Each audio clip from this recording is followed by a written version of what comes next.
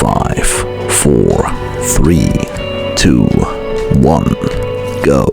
Noong unang panahon sa lupain ng bayan ng Liking Kawayan, tahimik at payapat masagana ang kanilang pamumuhay.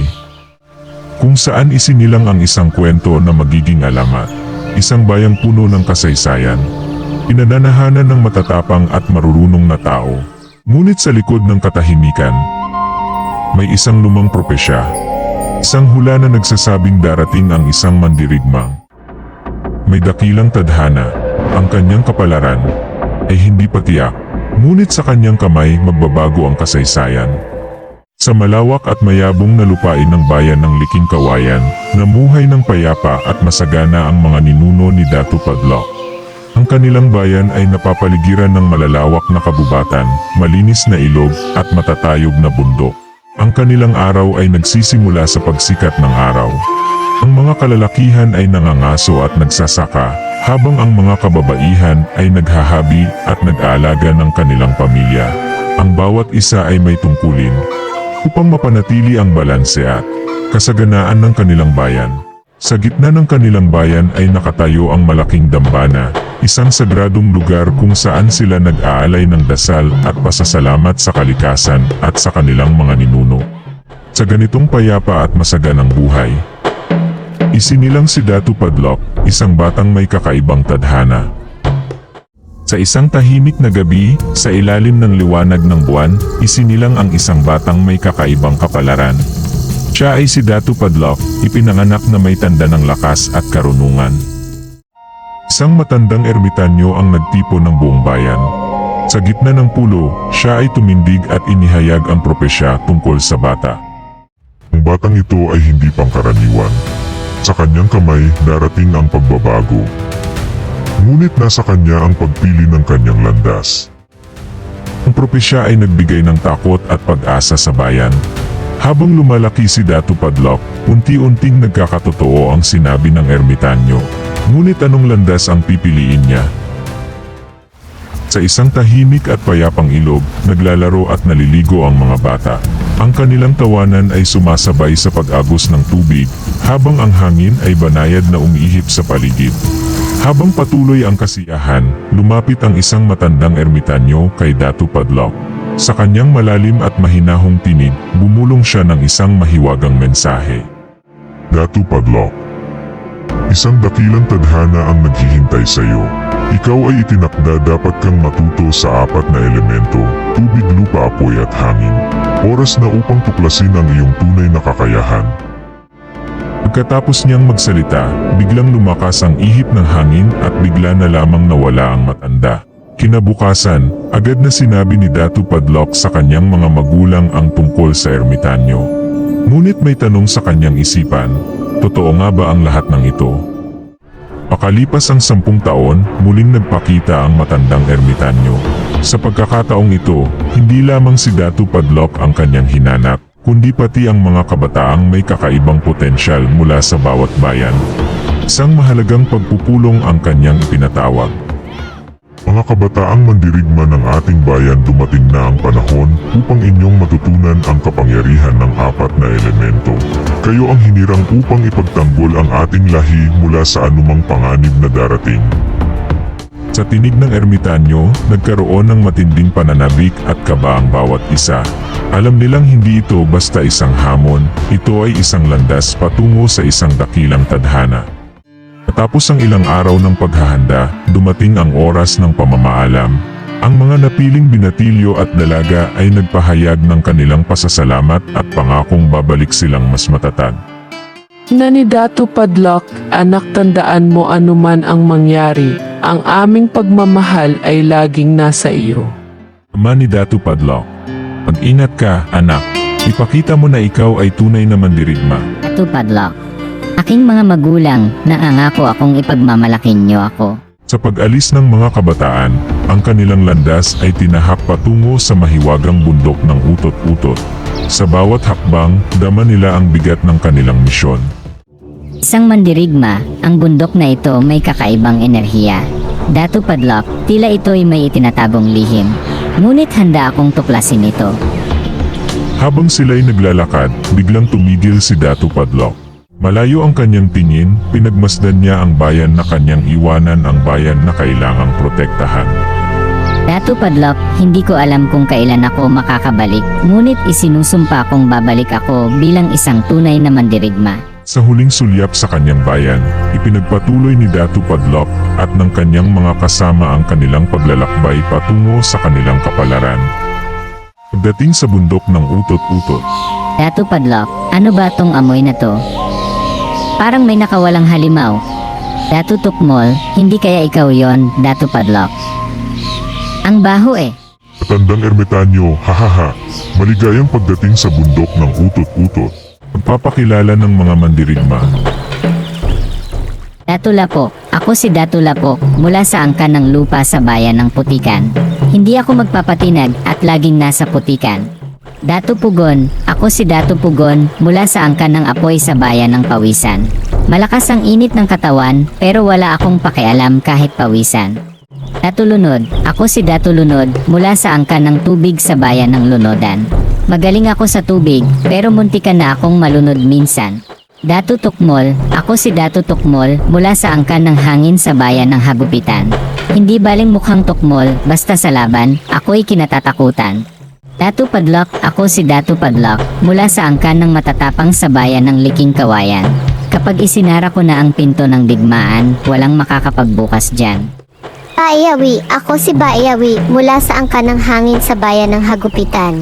Nasa akin ang susi ng hangin at kapangyarihan. Nagsimula ang pagsasanay. Nagpapaligsahan sila sa pagmaster ng kanilang mga elemento. Datu Tukmol, nakatingin kay Datu Padlock, akala mo ang galing mo, Datu Padlock. Wala kang panama sa akin.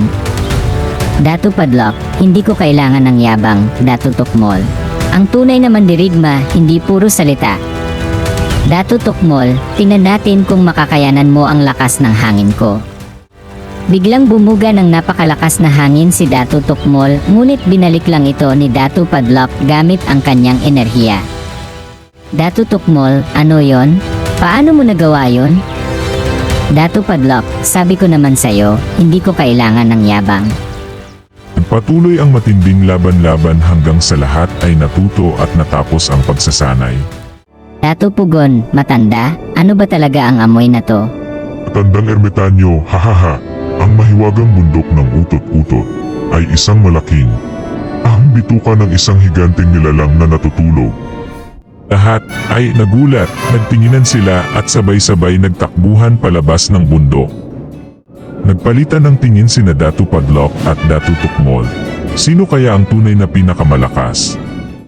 Sa bundok utot-utot, habang ang mga bata ay nagsasanay sa iba't ibang elemento, si Datu Padlock ay unang nakita si Bay Amihan. Siya ay nagtatrabaho ng masigasig at ang kanyang ngiti ay parang liwanag na nagbibigay inspirasyon sa lahat. Datu Padlock may halong kaba at pagkamangha, parang nag-isip bago magsalita. Gandang umaga, Bay Amihan. Ano ang ginagawa mo rito sa bundok? Magandang umaga, Datu Padlock. Nagtatraining ako para matutunan ang kapangyarihan ng hangin. Gusto kong maging malakas para sa aking tribu. Simula noon, naging malapit ang dalawa. Palagi silang nagkikita sa bundok at nagtutulungan sa kanilang pagsasanay. Subalit, may isang karibal si Datu Padlock na laging nagnanais na agawin si Bay Amihan. Siya si Datu Tukmol, ang matapang at mayabang na binatilyo. Datu Tukmol, Datu Padlock. Kahit anong gawin mo, hindi mo matutumbasan ang aking lakas. Ipinapangako kong magiging akin si Bay Amihan. Datu Padlock, hindi ko hahayaang mangyari yon. Ipakikita ko sa iyo kung gaano ako katatag. Kahit na may takot sa kanyang puso, si Datu Padlock ay nagpakatatag at ipinakita ang kanyang tunay na kakayahan. Nakita ito ni Bay Amihan, at ang kanyang puso ay napuno ng paghanga sa kanyang tapang. Datu Padlock, mahinahon, puno ng emosyon, parang nag-aalangan pero matapang pa rin. Bay Amihan, sa bawat araw na tayo'y magkasama, mas lalo kong nahahalata ang aking nararamdaman. Mahal kita. Datu Padlock. Ako rin, pero natatakot ako sa kung anong mangyayari sa ating mga tribu. Dahil sa kanilang pagmamahalan, Nagpasya silang ipaglaban ang kanilang damdamin kahit na ang mga pagsubok na hinaharap nila mula sa kanilang mga tribu at kay Datu Tukmol. Sa huli, pinili ni Bayanihan si Datu Padlock. Nagpasya silang magkasama sa laban. Dahil sa kanilang pagmamahalan, nagpasya silang ipaglaban ang kanilang damdamin. Sa kabila ng mga pagsubok mula sa kanilang mga tribu, pinili ni Bayanihan si Datu Padlock. Nagpasya silang magkasama at lumayo sa mga alalahanin. Hindi nagtagal, binyayaan sila ng mga malulusog na anak. 3 lalaki sina Datu Suka, Datu Patis, at Datu Bawang at isang babae na si Mariang Palad. Ang kanilang pamilya ay namumuhay ng tahimik sa dalampasigan ng Pukpok. Ang bawat anak nila ay may kanya-kanyang katangian. Si Datu Suka ay masigla at mahilig sa kalikutan. Si Datu Patis ay matalino at may pagmamahal sa kaalaman. Si Datu Bawang naman ay matatag at palaging handang tumulong. At si Mariang Palad, ang nag-iisang babae, ay puno ng saya at liwanag. Sa kanilang masayang pagsasama, nagkaroon sila ng mga alaala at kwentong walang hanggan. Ang pamilya ni Datu Padlock at Bayanihan ay naging simbolo ng pagmamahalan at pagkakaisa sa bayan ng Pukpok. Hindi nagtagal, bumalik sina Datu Padlock at Bayanihan sa lupain kung saan siya ipinanganak. Laking tuwa ng kanyang mga magulang at ng kanyang mga katribu sa kanyang pagbabalik. Inanggap si Datu Padlock at ang kanyang pamilya ng may pagmamahal. Ang buong tribu ay nagtipon upang ipagdiwang ang kanyang pagbabalik. Nagkaroon ng mga sayawan, pagkain at mga kwentuhan. Ngunit pagkalipas ng maraming taon, isang banta ang dumating. Ang masamang tribu na pinamumunuan ni Datu Tukmol. Ang kanyang karibal sa pag-ibig kay Bayanihan ay nagpasya ng umatake. Pinagsama ni Datu Padlock ang kanyang mga tao. Kailangan nilang ipagtanggol ang kanilang bayan at ang kanilang pagmamahalan. Ang kanyang mga anak, sina Datu Suka, Datu Patis, Datu Bawang at Mariang Palad ay handang tumulong. Habang nagtitipon ng mga armas at naghahanda ng mga estratehiya, nagbigay si Datu Padlock ng inspirasyon sa kanyang tribu. Sa pagdating ng masamang tribu, sabik na humahandang lumaban si Datu Padlock at ang kanyang pamilya. Ang laban ay hindi lamang para sa bayan, kundi para sa kanilang pagmamahalan. Sa kabila ng panganib, ang pagmamahalan at pagkakaisa ng mga tao ni Datu Padlock ay magiging susi sa kanilang tagumpay. Sa bayan ng Liking Kawayan, tahimik ang buhay ng mga tao. Asagana ang ani at puno ng tawanan ang mga lansangan. Pantay ng bayan, may paparating. May mga mandirigma sa himpapawid. Isang kakaibang hangin ang dumaan sa bayan. Kasabay nito, lumitaw ang hukbo ni Datu Tukmol handang salakayin ang Liking Kawayan. Datu Tukmol, ang bayang ito ay magiging amin. Sumuko kayo o mamatay. Datu Padlock, hindi kailanman magpapasakop ang Liking Kawayan. Paglalaban namin ang aming bayan. Nagtagpo ang dalawang hukbo. Ang langit ay nagdilim sa dami ng sibat na lumilipad. Ang lupa ay yumanig sa lakas ng kanilang sagupaan. Datu Padlock, hindi. Hindi ito maaaring mangyari. Sa isa nang bumagsak ang mga mandirigma ni Datu Padlock. Sa huli natalo ang kanyang tribu. Bumagsak ang bayan ng Liking Kawayan. Isang mandirigma, Datu, kailangan nating umalis. Wala na tayong laban. Datu Padlock, kailangan nating mabuhay para balang araw makabawi tayo. Sa kabila ng sakit, napilitan si Datu Padlock na lisanin ang bayan. Dala ang kanyang pamilya at ilan pang nakaligtas patungo sa masukal na kabubatan. Datu Tukmol, walang matitira. Sunugin ang lahat. Ang sino mang natira ay magiging alipin natin. Habang si Datu Padlock ay nagtatago sa kabubatan na patingin siya sa kanyang bayan, ang kanyang tahanan ngayon ay nilalamon ng apoy. Datu Padlock, isang araw. Babangon tayo. Magbabayad si Datu Tukmol sa kanyang ginawa. Sa gabing iyon naglaho si Datu Padlock sa kadiliman ng kabubatan. Ngunit sa kanyang puso may apoy na hindi kailanman mamamatay. Ang apoy ng paghihiganti. Matapos ang mapait na pagkatalo, bumalik si Datu Padlock kasama ang kanyang pamilya at mga nalalabing kasamahan sa bayan ng Pukpok, ang dating lugar na kanilang tinirhan. Dito, sinikap nilang mamuhay ng tahimik, muling itinayo ang mga nasirang tahanan at bumuo ng isang mas matibay na komunidad. Amihan, Dato makakabalik pa kaya tayo sa dati? Dato Padlock, hindi tayo basta-basta susuko. Maghahanda tayo. Hindi natin hahayaan na muling durugin ang ating tribu. Sa loob ng ilang buwan, sinanay ni Dato Padlock ang kanyang mga mandirigma sa 4 na elemento. Apoy, matutong gumamit ng apoy para sa digmaan. Tubig, pagsasamahin ang galaw ng tubig at espada. Hangin, bilis at liksi sa laban. Lupa, tatag at lakas sa depensa. Matapos ang matinding pagsasanay, dumating ang araw ng paghihiganti. Tahimik na gumalaw ang mga mandirigma ni Dato Padlock papunta sa bayan ng Hagupitan, ang kuta ni Dato Tukmol. Samantala, si Bay Amihan ay palihim na pumasok sa kanilang dating tahanan upang balaan ang kanyang pamilya. Ina, ama, aalis na kayo rito ngayon din. May malaking labanan na magaganap. Nani ba ay amihan pero anak, paano ka? Amihan, hindi ako maaaring umalis. Pero ayokong madamay kayo sa gulo. Dahil sa malupit na pamumuno ni Dato Tukmol, maraming tagahagupitan ang lihim na sumusuporta kay Bay Amihan at Dato Padlock. Sa hating gabi, nagsimula ang matinding labanan. Nagpang-abot sa gitna ng bayan sina Dato Padlock at Dato Tukmol, dalawang mandirigmang may matinding galit sa isa't isa. Dato Tukmol, ikaw na duwag. Hindi mo ako matatalo.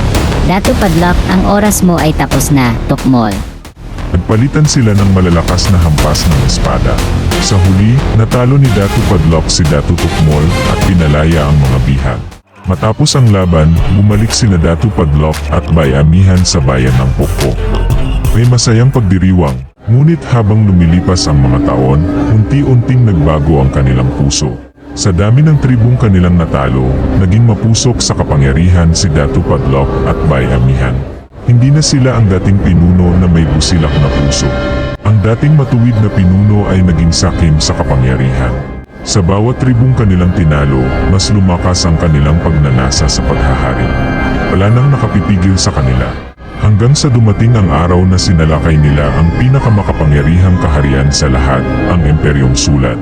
Ang hukbo ni Dato Padlock ay mabilis na lumapit sa tarangkahan ng Imperyong Sulat. Ngunit hindi nila alam, ang kaharyang ito ay may mga sandatang hindi pa nila nakita noon. Dato Padlock, walang makapipigil sa atin. Sugod. Ngunit sa gitna ng matinding labanan, unti-unting bumagsak ang hukbo ni Dato Padlock. Ang kanilang lakas ay hindi sapat laban sa makabagong sandata ng Imperyong Sulat. Isa-isa silang bumagsak hanggang sa si Dato Padlock at Bay Amihan mismo ay nalugmok sa lupa, tinalo ng kapangyarihang minsan nilang hinangad. Sa huli, bumagsak si Dato Padlock sa harapan ng kanyang mga kalaban. Ang dating makapangyarihang mandirigma, ngayon ay alipin ng sarili niyang kasakiman. Amihan, ano ang ating nagawa, Padlock? Dato Padlock, akala ko ako ang pinili ng tadhana. Ngunit ako pala ang may dala ng aking pagbagsak. At sa ganitong paraan nagtapos ang alamat ni Dato Padlock, hindi bilang isang dakilang bayani, kundi bilang isang hari na nagbuwis ng lahat dahil sa kanyang kasakiman. Ngunit ang kwento ni Dato Padlock ay hindi nawala. Hanggang ngayon, isinasalaysay pa rin ito ng matatanda sa mga kabataan, bilang babala na ang tunay na kapangyarihan ay hindi nakukuha sa digmaan, kundi sa puso ng isang pinunong tunay na may malasakit sa kanyang bayan. Maraming salamat sa panonood. Sana ay nagustuhan ninyo ang aking animation story. Huwag kalimutang mag-like, mag-subscribe at i-click ang notification bell para updated kayo sa susunod na kwento. Kung may gusto kayong ibang kwento na gawing animation, i-comment nyo lang sa baba at susubukan kong gawin ito sa susunod na video. Abangan ang iba ko pang kwento.